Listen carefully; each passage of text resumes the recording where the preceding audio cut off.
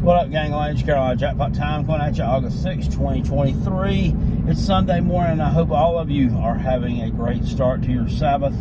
Yesterday afternoon, I put a video up about 6 p.m. Concerning the commitment of the four-star safety cornerback / receiver out of the Ellaville, Georgia area, Mr. Jalewis Solomon, to the Auburn Tigers when he had a crystal ball to South Carolina. I was a little bit salty and agitated about it, as anybody would be. You know, you need to get good players on your team if you want to have a decent team. And it pissed me off that Auburn and their dirty coach, Hugh Freeze, sneaks in there at the last minute and poaches this guy. He was crystal balled to South Carolina. I really don't care what the Auburn man has to say about it. You got people in the comment section that they're experts on recruiting. Not only are they like lawyers, they're coaches, they are also experts on recruiting. It doesn't matter that Steve Wilfong, the 24/7 sports recruiting director, he is a recruiting guy. Recruiting is his thing. That's what he do. Crystal balled this young man to South Carolina.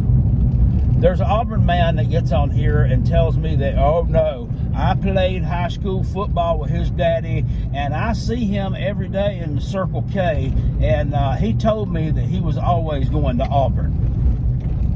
Whatever. Give me a break. But I triggered a fan base, and it just shows you, and the point of this video is the power of sharing videos out to certain platforms, to your friends. Tell a friend. When you do that, it can really cause one of these videos to blow up. And that's what happened with this one. It's right around 5,000 views right now. I understand it's not a lot. It's a lot more, however, than what Carolina Jackpot's been getting on some of the content that I've put out lately. And some of my content I felt like was very good, but for whatever reason, it just hasn't gotten the traction that some have in the past. And it ebbs and flows. But I mean, you know, there's one novice YouTuber out there who's not even been doing this thing that long that's getting 500 people watching a live stream. And, you know, I'm happy for him, but, you know, deep down it also needles me a little bit too. That I wish I had more time to dedicate to this platform. Back in the summer of 2019, I was in between jobs. I had left my employer in May of that year, and I did not start back with the other company until right around the third week of August. So I had a lot of free time, and I was making a lot of videos, and they were very good. Doing a lot of predictions for teams that I normally wouldn't do game-by-game predictions for. You know, the game-by-game prediction video for the 2019 Nebraska Cornhuskers that I did had more views than any team prediction video that I've ever done. I don't know a damn thing about Nebraska. All I did was read up on them on the internet, did my research, went to their sites, got some more research done, did a video, boom. It gets like 10,000 views. It's absolutely nuts the way that stuff like that happens. But sharing stuff out is very important. And really do thank whoever shared this out, although they were probably using the premise of making fun of me and my little rant to do it, but that's fine, because any kind of reaction means that there was an interaction. And guess what? That's good for Carolina Jackpot, and that's good for the growth of this channel, so I sure do thank you. But these people, I just wanted to, I don't know, I've never really interacted with a whole lot of Auburn individuals on the internet. It's because I don't know why.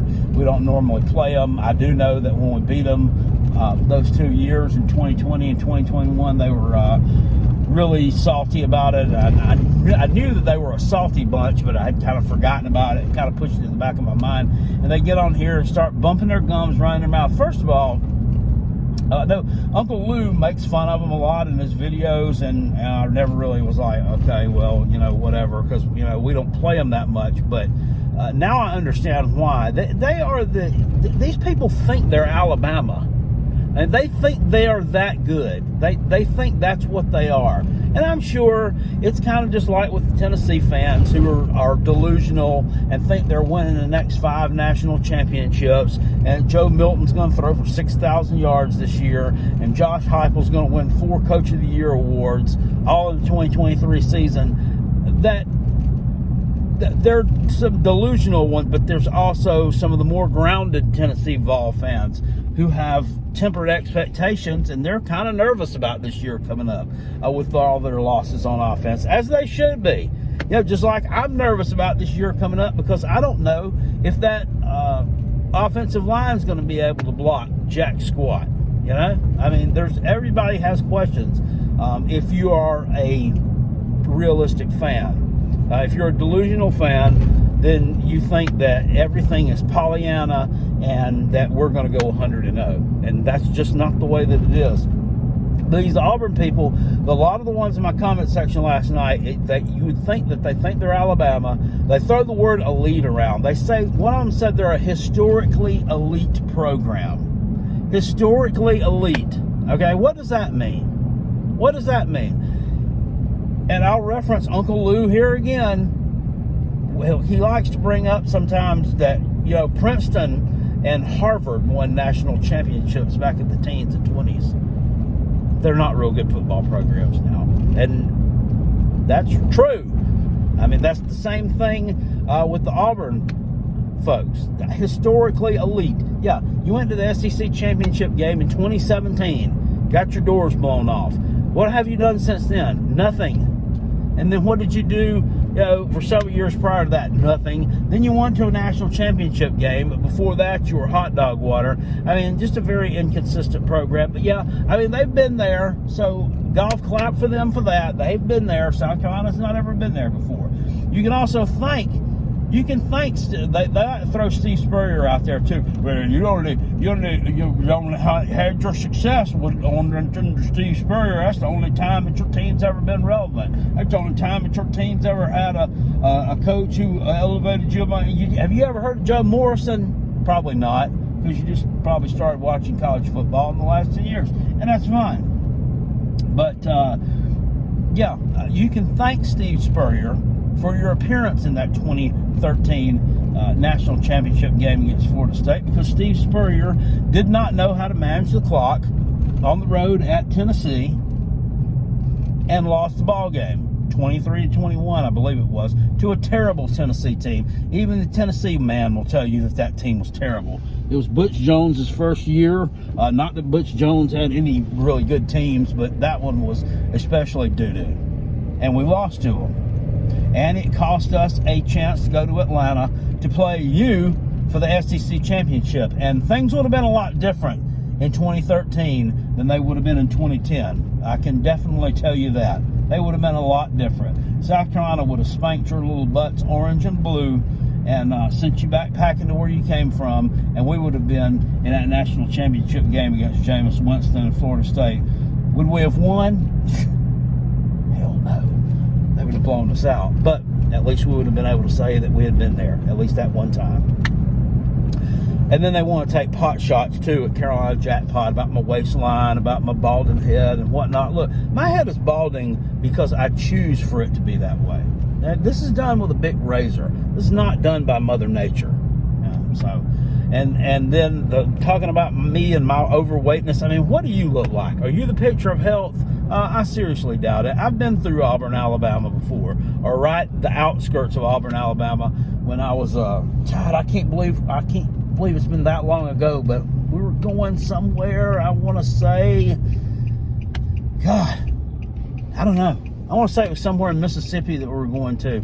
Anyway, I stopped in a Walmart not far outside of Auburn, Alabama, and I swear to you, there was a fat baby well, not a baby. She was a fat little toddler, probably about 3 years old, sitting in the kid seat of the shopping cart with her fat little legs, wouldn't even hardly fit through the holes in the shopping cart, eating a sloppy Joe